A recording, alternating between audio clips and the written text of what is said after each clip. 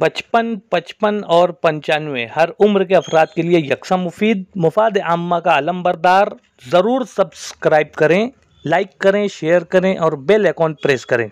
Rabbani the scholar YouTube channel. नाज़रीन किराम अस्सलाम वालेकुम। Rabbani the scholar YouTube channel पर हम आपका एक मतलब फिर इस्तेकबाल करते हैं। और जैसा कि आप तमामी नाज़रीन जानते हैं कि Rabbani the scholar YouTube channel जो है वो हमेशा से ही इल्मी, अदबी, फलाही, तिब्बी और समाजी शख्सियात को अपने प्लेटफॉर्म पर जगह देता रहा है, मदऊ करता रहा है। आज अल्हम्दुलिल्लाह हमारे लिए बड़ी खुशी और मुसर्रत का मकाम है कि हमारे अपने शहर, इल्मी अदबी शहर मालेगांव शहर में नागपुर शहर से तशरीफ लाने वाली शख्सियत मोहतरम वकील नजीब साहब जो कि अदीबुल अत्फाल हैं। आपने तकरीबन 2 दर्जन से ज़ायद किताबों के आप खालिक हैं और हर मौज़ूआत पर आपने अपने कलम को जो है वो हरकत दी है और बेहतरीन अदीब के तौर पर आप अपनी एक शनाख्त रखते हैं। और अदीबुल अत्फाल बच्चों की नफ्सियात के ऊपर से आप बेहतरीन अंदाज से अपने कलम को जो है अपने कलम की जौलानियाँ बिखेर रहे हैं। और गाहे बगाहे आपकी किताबों के ताल्लुक से मुख्तलिफ अखबारात में, मुख्तलिफ मैगजीन्स में जो है खबरें आया करती हैं और आप बच्चों के ताल्लुक से इंतहाई मुतहर्रिक शख्सियत के तौर पर मुतारिफ हैं। आज बहुत खुशी और मुसर्रत का मकाम है कि वकील नजीब साहब जो है वो मालेगांव शहर तशरीफ लाए हैं और हमें आपसे 2 बातें करने का मौका मुयस्सर आया। मैं बहुत मुबारकबाद पेश करता हूँ वकील साहब, आपका इस्तेकबाल करता हूँ मालेगांव शहर में तमाम इल्मी अदबी अंजुमनों की जानिब से आपका इस्तेकबाल करता हूँ, खैर मकदम करता हूँ। और आप जो है अपना एक कीमती वक्त हमारे Rabbani the scholar YouTube channel के लिए सर्व कर रहे हैं, उसका मैं आपको शुक्रिया अदा करता हूँ। और एक छोटा सा तोहफा जो है वो किताब की शक्ल में मैं आपकी नजर करता हूँ, मैं इसे चश्म कबूल करता हूँ। शुक्रिया। वकील साहब, मैं आपसे जानना चाहूँगा कि आपकी तालीम कितनी रही है, क्या रही है और आपका जो इल्मी अदबी सफ़र है इसके ताल्लुक से आप हमारे नाज़रीन को बताएं। ये मेरे लिए बहुत बड़े एजाज़ की बात है कि जनाब रिजवान साहब यहाँ तशरीफ़ लाए। इनको इत्तला मिली कि मैं मालेगांव आया हुआ हूँ, मुझसे मुकालमा करने के लिए यहाँ पर तशरीफ़ लाए। इसकी ज़हमत इन्होंने उठाई और इसके लिए मैं उनका शुक्रिया अदा करता हूँ। और ये मेरे लिए एक बहुत बड़े एजाज़ की बात है कि इस यूट्यूब चैनल के ज़रिए से मैं न सिर्फ पहले मालेगांव बल्कि हिंदुस्तान के मुख्तलिफ शहरों में जहाँ जहाँ ये चीज़ देखा जाएगा मुझे पहचानने की कोशिश की जाएगी। अभी जनाब रिजवान साहब ने तालीम के ताल्लुक से मुझसे पहला सवाल किए, तो मेरी इब्तिदाई तालीम नागपुर में ही हुई है। पूरी तालीम मोमिनपुरा में इब्तिदाई तालीम हुई। तो हमारे शहर में ईसाइयों का एक बहुत बड़ा कॉलेज है, SFS कॉलेज, जो सेमिनरी हिल करके है, एक पहाड़ी के ऊपर वाक़ है, बड़ी पुरफज़ा मकाम है। वहाँ पर मैंने BSc पार्ट 1 में बायोलॉजी लेकर जो है दाखिला लिया और दाखिला लेने के बाद मैंने वहाँ से BSc पार्ट 1 किया। लेकिन उसी दौरान हमारे बस्ती में एक स्कूल है, Islamia high school and junior college, तो वहाँ एक वैकेंसी निकली और हमारे चचा साहब भाई वहाँ मैनेजमेंट में थे। हमारे वालिद साहब ने उनसे कहा कि भाई वकील को कहीं नौकरी लगती होंगी तो लगा देना। तो हमारे जो भाई थे यासिन बिजवाई उनका नाम है, उन्होंने हमारे वालिद को कहा कि देखो एक वैकेंसी निकली है, अभी इसको लगा दो, अच्छा रहेगा। तो मेरी वहाँ पे 1965 ईस्वी में बहैसियत मिडिल स्कूल टीचर अपॉइंटमेंट हो गया और मेरा तालीम का सिलसिला वहाँ तो मुनक़ता हो गया। लेकिन उसके बाद मैंने प्राइवेट तौर पर BA किया। BA करने के बाद फिर मैंने D.Ed किया पूना से। D.Ed करने के बाद मैंने B.Ed किया। B.Ed करने के बाद मैंने MA किया और इस तरीके से मेरी तालीम का सिलसिला जारी रहा। और मिडिल स्कूल से मैं हाई स्कूल टीचर बना।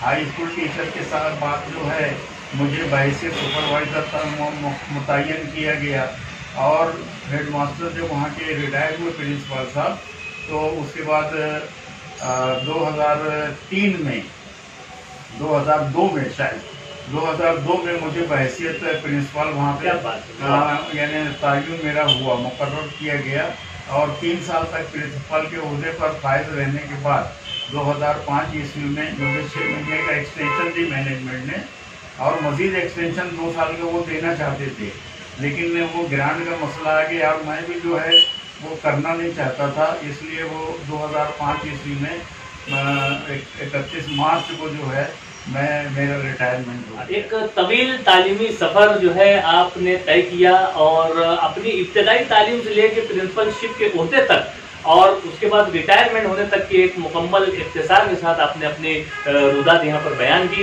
ये एक यकीनन हमारे नाज़रीन के लिए तहरीक का बाइस होगी कि हम किस तरह से इब्तदाई तालीम से लेकर प्रिंसिपलशिप के ओहदे तक पहुँच सकते हैं। उसके लिए शर्त है कि हमारी लगन, जुस्तजू, हमारी तड़प जो है वो ज़रूरी है। सर, जैसा कि आप मशहूर हैं कि आप अदीबुल अत्फाल हैं, बच्चों के ताल्लुक से कहानियाँ लिखते हैं, तो सर आप कब से कहानियाँ लिख रहे हैं और अब तक के बच्चों के ताल्लुक से आपने कितनी कहानियाँ लिखी हैं और कितनी किताबें आपकी मंजर आम पे आ चुकी है? वो हमारे देखिए, मेरा अदबी सफ़र जो जिसका मैं कहता हूँ कि आगाज़ जो हुआ वो बहैसियत एक अफसाना निगार की हैसियत से मैंने अपने अदबी सफ़र का आगाज़ किया।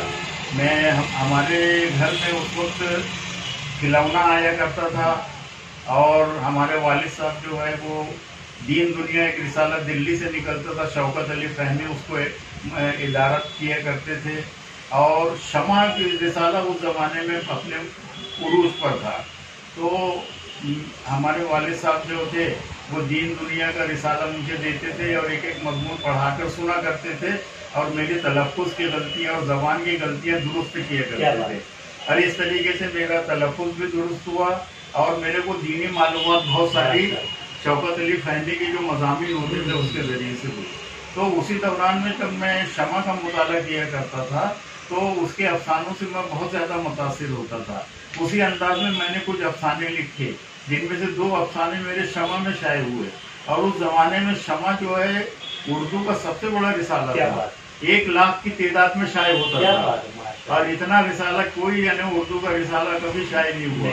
उसके एक पेज पर मजमून होता था, दूसरा इश्तिहार, तीसरा मजमून, चौथा इश्तिहार, आधा इश्तिहार उसको मिलता था। इतना मकबूल रिसाला था। तो उसमें मेरी यानी 2 कहानियाँ शाये हुई। उसी ज़माने में 20वीं सदी रिसाला निकलता था, उसमें 2-3 कहानियाँ शाये हुई। और गवर्नमेंट के जो है परवाज़ अदब है और यूपी और तुम्हारे हरियाणा से निकलने वाले, तो इस तरीके से मेरा वो हुआ।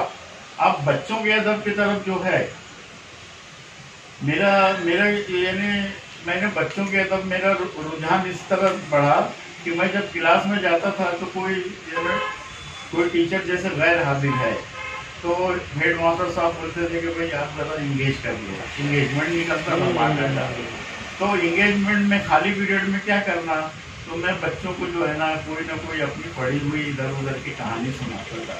इस तरीके से मैंने कुछ कहानियाँ ऐसी उनको सुनाई कि बच्चे पूरे तरीके से हमसन गोश हो जाते थे, पूरी तरह से मेरी तरफ मुतवज्जे हो जाते थे।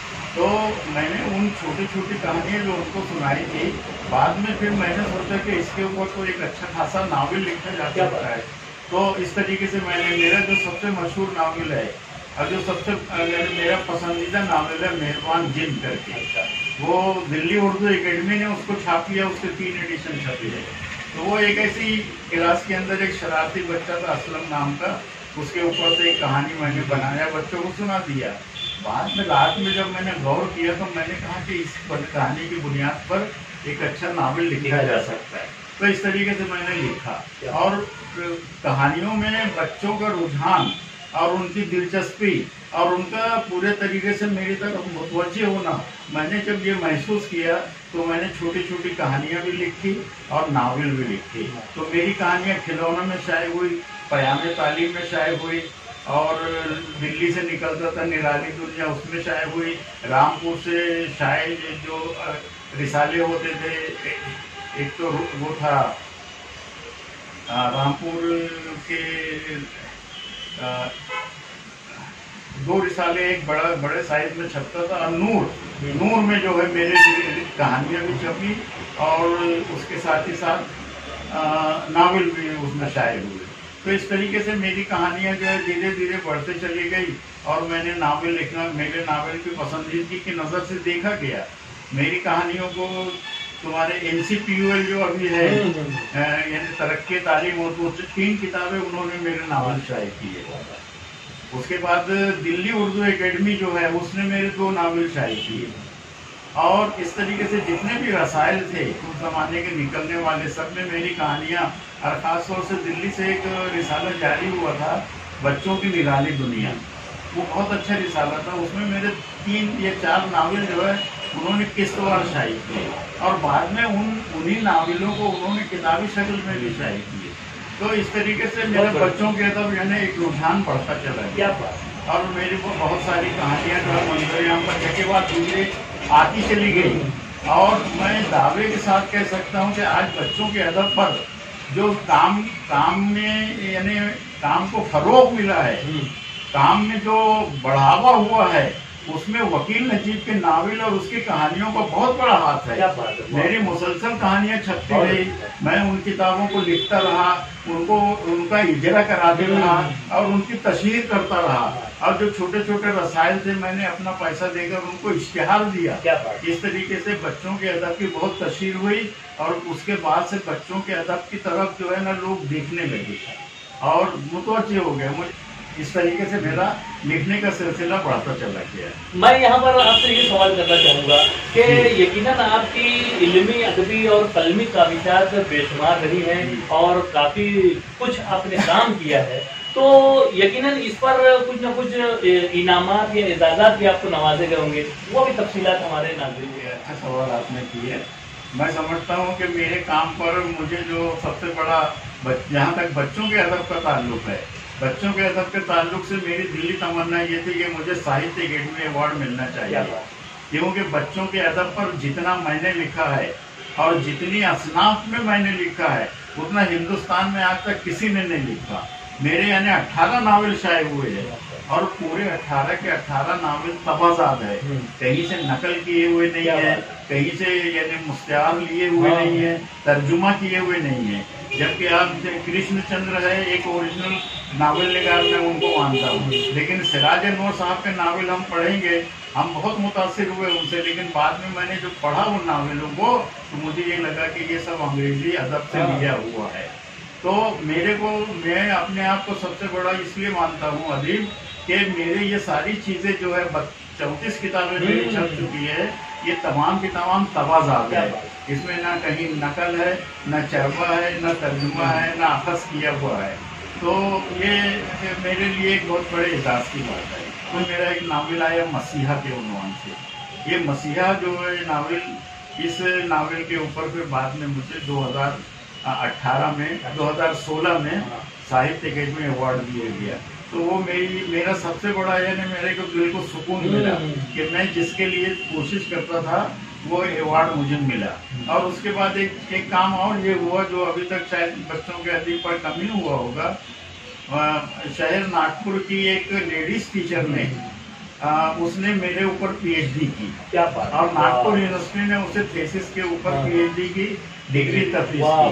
तो मैं तो खुद डॉक्टरेट नहीं कर सका, लेकिन मेरे ऊपर जो है वो डॉक्टरेट हो गई है। बाद में वो पूरा जो उसका थीसिस है उस लड़की ने खुद शाये करवाई और शाये करवाने के बाद उसका इजरा भी हमारे हाथ से हुआ। क्या बात। तो ये 2 बातें जो है मेरे लिए।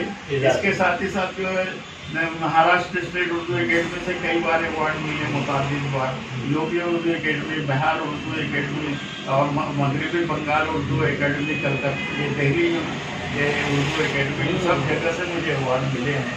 और मैं समझता हूँ कि अब मेरे को किसी मज़ीद अवार्ड की तमन्ना और हवस बाकी भी रह गई है। यहाँ पर मैं आपसे ये सवाल करना चाहूँगा कि आपने बेशुमार किताबें तहरीर की और मंजर आम पर आई और कई एडिशन भी उसके शाये हुए, लेकिन जहाँ तक मौजूदा दौर की बात अगर हम करते हैं तो बच्चे जो है मुताले से काफ़ी दूर हो चुके हैं, तो इनको मुताले की तरफ किस तरह राग़िब किया जाए, ये ज़रा हमारे नाज़रीन। ये आपने बहुत अच्छा सवाल किए हैं। अभी पिछले दिनों ये मोबाइल के ऊपर एक इंटरव्यू, वो सिराज अजीम करके एक राइटर हैं, एम मोबिन से उन्होंने इंटरव्यू लिए। अच्छा। तो उन्होंने भी यही सवाल एम मोबिन से किए। अच्छा। तो एम मोबिन ने कहा कि भाई बच्चों के लिए ऐसा अदब तख्लीक किया जाना चाहिए कि बच्चा जब उस किताब को हाथ में ले तो पूरे तरीके से उसको पढ़ने की कोशिश करे और अलीफ से लेकर ये तक पढ़कर ही खत्म करे।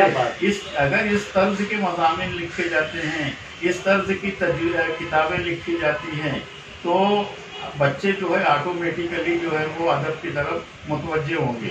और उन्होंने मिसाल देकर कहा कि वकील नजीब के जो नावल है, उन नावलों को चाहे छोटा बच्चा पढ़े या बड़े आदमी पढ़े, उसमें ये खुसूसियत है, उन्होंने लिखा है, उसके अंदर बयान किया कि ये खुसूसियत है, जब आदमी उसको एक बार शुरू करता है तो ख़त्म किए बगैर छोड़ता नहीं। मेरा नावल मसीहा जो है, मैंने कई लोगों को भेजा, बड़े बड़े राइटरों ने जब उसको पढ़कर ख़त्म किए तो फ़ौरन मुझे टेलीफोन से मुबारकबाद दी। तो मेरे नावलों में ये खुसूसियत मौजूद है, और जब तक ये खुसूसियत मौजूद नहीं होगी, बच्चे जो है अदब की तरफ मुतवज्जे कैसे होंगे? आप यानी उनको मुख्तलिफ तरीके से कहानियाँ सुनाने का भी एक अलग तरीका होता है। असल में कहानी का आगाज़ इस अंदाज से होना चाहिए कि पहले जुमले से या पहले पैराग्राफ से ही यानी बच्चा पूरे तरीके से कहानी में डूब जाए। क्या बात है। और ये सोचने लगे कि अब आगे क्या होने वाला है। ये तजस्सुस और ये तलाश जब तक उस बच्चे के अंदर मौजूद रहेगी, तब तक वो बच्चा उसको पढ़ता रहेगा। क्या बात नावल है। सर, यहाँ पर मैं आपसे ये सवाल करना चाहूँगा कि जो मौजूदा दौर में जो कलमकार हैं, जो अदब अतफाल पर या उर्दू ज़बान अदब की किसी भी सिंफ पर तबाह आजमाई कर रहे हैं, अफसाना निगार हैं या इंशाइया निगार हैं, तंज़ मज़ा लिख रहे हैं या जो भी, तो आप इन्हें क्या मशवरा देंगे? मैं उनको यही मशवरा दूंगा कि टेलीविज़न के आ जाने की वजह से और आजकल मोबाइल के आ जाने की वजह से अपना पढ़ाई की तरफ और किताबों की तरफ और वसाइल की तरफ लोगों का जो जुनून रहता था वो दिन ब दिन कम होते चले जा रहा है। और इसको उसकी तरफ मोड़ने के लिए ज़रूरत इस बात की है कि हम उनको अच्छा अदब पेश करें, ज़्यादा दिलचस्प कहानियाँ उनके सामने लाएं, मालूमाती मज़ामीन उनके लिए हम तो तहरीर करें, और किताबें बहुत ही सलीक़े से और बहुत अच्छे तरीके से शाये की जाएँ। ये एक बहुत बड़ा फरीज़ा है जो लोग यानी उर्दू अदब की खिदमत कर रहे हैं। जैसे हमारे आपके शहर मालेगांव में रहमानी सलीम अहमद है, हालांकि माशी हालात से दो चार होते हुए भी वो बाकायदा गुलशन अतफाल नामी रिसाला जारी रखे हुए हैं, जबकि बॉम्बे से निकलने वाला रिसाला गुल बूटे जो है पिछले 1.5-2 साल से, जब से कोरोना और लॉकडाउन शुरू हुआ है, वो बंद पड़ा हुआ है। हालांकि वो भी एक बेहतरीन और अच्छा रिसाला था। तो इस तरीके से ये रिसाले जो है निकालना चाहिए, और सिर्फ छोटे के बच्चों के ही रिसाले नहीं, बच्चों के रिसाले हम देखते हैं पयाम तालीम पिछले यानी 75-80 साल से निकल रहा है और आज भी निकल रहा है, आज भी लोग उसको पसंद कर रहे हैं, पढ़ रहे हैं। खिलौना जो एक रिसाला था पूरे हिंदुस्तान में मशहूर था, उसको पढ़ कर लोग उसमें जो अदीब बने थे। मैं खुद जो है उसकी कहानियाँ सिराज अनवर का एक नावल आता था खौफनाक जजीरा, उस खौफनाक जजीरे के ऊपर मैं 8वीं क्लास में था, तो हम जो 2-4 स्टूडेंट थे ना, वो बहस करते थे उसके ऊपर, और मेरे ऊपर खौफनाक जजीरे का इतना ज़बरदस्त असर हुआ कि मैं आज भी जो है कहानियाँ लिखता हूँ ना, तो उसी तरीके से लिखता हूँ जिस तरीके से सिराज अनवर ने खौफनाक जजीरा लिखी है। लेकिन जब मैंने वो कुछ महीने छपा, बंद हो गया। मैंने अभी बाद में बॉम्बे से वो नावल शाये हुआ, तो मैंने जब आखिर तक उसको पढ़ा तो मेरे को समझ में आ गया कि ये बाहर का लिया हुआ अदब है। तो बहरहाल वो कहानी बहुत ही दिलचस्प थी। और जब मैंने अपना पहला नावल मेहरबान जिन लिखा, तो मैंने दिल्ली उर्दू एकेडमी ने उसको प्रिंट करने के लिए एक्सेप्ट कर लिया, और उसके ऊपर रेम्यूनरेशन भी मुझे दिया गया 80 रुपये पर पेज के हिसाब से। तो मैं दिल्ली गया, दिल्ली में मैं सिराज अनवर साहब से मिला और उनको कहा कि मैं नावल निगारी में गायबाना तौर पर आपको अपना उस्ताद क्या बात है, वाह वाह वाह। और उन्होंने मेरे नावल के ऊपर एक प्रीफेस उन्होंने लिखे थे, तो ये मेरे लिए बड़ा खुशगवार वो लम्हा था। तो इस तरीके से आज मौजूदा दौर में जो राइटर्स हैं, उनको इस बात की कोशिश करना चाहिए कि ऐसा अदब तख्लीक करें और ऐसे अदब को पेश करने की कोशिश करें कि वो ज़्यादा से ज़्यादा लोग उसको दिलचस्पी से पढ़ें। मेरे किसी ने मेरे किताबों पे तबसरा करते हुए कहा कि वकील नजीब के नावल ऐसे होते हैं कि बच्चे जब उसे ले लेते हैं हाथ में तो टीवी देखना बंद कर देते। क्या बात है, वाह। तो ऐसे अदब की ज़रूरत है। बहुत अच्छी बात बताई और बहुत ही अच्छे तजुर्बात और मुशाहिदात का जिक्र यहाँ पर वकील नजीब साहब की ज़बानी हमारे नाज़रीन तक पहुँच रहा है। एक अच्छा इंटरव्यू सेशन रहा, एक अच्छी मालूमात रही, एक अदीब, एक बच्चों के कलमकार के साथ हमारा बिताया हुआ वक्त यकीनन कारामत साबित होगा। मैं चाहूँगा सर एक आखिरी मैसेज के तौर पर कि आप उर्दू ज़बान और अदब की तरक्की तरवीज और इशाअत के लिए हमारे जो उर्दू ज़बान और अदब के जानने वाले, मानने वाले, उसको अपनाने वाले लोग हैं, इन्हें क्या करना ऐसा चाहिए जो उर्दू अदब की मजीद जो है वो तरक्की तरवीज और इशाअत हो सके? ये बहुत अच्छा सवाल आपने किए है। मैं भी अक्सर ये सोचता हूँ कि उर्दू पढ़ने की तरफ से लोगों का रुझान जो दिन ब दिन कम होता जा रहा है, इसको किस तरीके से बढ़ाया जाए। मैं ख़ास तौर से इस सिलसिले में अपने अहबाब से भी और अपने जो राइटर दोस्त हैं उनसे मशवरा करते हुए मैं कहता हूँ कि जिस तरीके से तबलीगी जमात के लोग दीन की इशाअत के लिए घरों घर जाते हैं और उनको दीन की बातें बताते हैं और एक मरकज़ पे बुलाने की कोशिश करते हैं, हर शहर के अंदर एक ऐसी अदबी तंजीम होना चाहिए कि जिसमें उर्दू अदब से ताल्लुक़ रखने वाले, चाहे शायर हो, अदीब हो, नस्र निगार हो, तजिया और तबसरा निगार हो, मुदीर हो, उन्होंने सब एक जगह जमा हो और हफ्ते में एक दिन जो है वो महल्ले का गश्त करें और लोगों के घरों घर जाके बोले कि भाई आप कम से कम एक रिसाला अपने घर के लिए हर महीने खरीदें। वाह, ये तहरीक अगर चलने लग जाए तो हो सकता है कि ये इसकी तरवीज और इशाअत जो है बढ़ जाएगी और इस तरीके से किताबों की तरफ से जो लोगों का ध्यान कम होते जा रहा है और लोग पढ़ाई की तरफ कम हो रहे हैं। क्या हो सकता है कि ये तहरीक की वजह से वो लोग ज़्यादा से ज़्यादा किताबें खुद भी खरीदें और अपने बच्चों को भी खरीदने की तरगीब दी। बहुत ही अच्छी तजवीज़ नागपुर शहर के एक अदीबुल अतफाल वकील नजीब साहब ने अपनी ज़बानी यहाँ पर पेश किया है। यकीनन इस पर अमल करने की, एक तरह से अमल करना चाहिए लोगों को। और मैं आपको बतलाता चलूँ कि गुज़िश्ता दिनों जो अदारे नसरी अदब मालेगांव की जो एक अदबी तंजीम है जो माहाना नशिस्तें करती है, तो उसमें भी हमारे नायब सदर डॉक्टर इकबाल बर्की साहब ने, वो भी बच्चों का अदब तकलीफ करते हैं, अदीबुल अतफाल हैं, तो उन्होंने भी ये बात का इजहार किया कि हमारे जो उर्दू ज़बान अदब के जो जानने वाले, मानने वाले और जो अपनाने वाले लोग हैं, इनको चाहिए कि वो हर अदीब की, हर एक किताब तख्लीक करने वाले की किताब को खरीदें और एक किताब ना खरीदते हुए 2 किताबें खरीदें। एक अपने लिए रखें, अपने बच्चों के लिए रखें और एक तोहफा देने के लिए रखें, ताकि वो जिस घर में भी जाए तो ये भी एक तरह से उर्दू ज़बान और अदब की तरवीज और इशाअत का और कलमकारान की जो अदब तख्लीक करने वाले जो साहिब किताब हैं, इनकी भी हौसला अफजाई का एक जरिया बन सकता है। बहुत ही अच्छा, बहुत ही कीमती वक्त वकील नजीब साहब से हमने लिया। मैं आपका बहुत शुक्रिया अदा करता हूँ। शुक्रिया। खुदा आपने इस वसीले से मुझे न सिर्फ मालेगांव बल्कि महाराष्ट्र और हिंदुस्तान के तमाम शहरों में एक नए तरीके से मुतारिफ कराया। इसके लिए मैं आपका बेहद ममनून और मशकूर हूँ। और रब्बानी यूट्यूब चैनल जो ये अदब के ताल्लुक़ से जो खिदमात अंजाम दे रहा है, मैं इसकी सताइश करता हूँ और उम्मीद करता हूँ कि ये इस सिलसिले को इसी तरीके से जारी सारी रखेंगे और उर्दू के जो देखने वाले हैं, उर्दू के जो नाजरीन हैं, उनकी तादाद इन चीज़ों की वजह से बढ़ती चली जाएगी।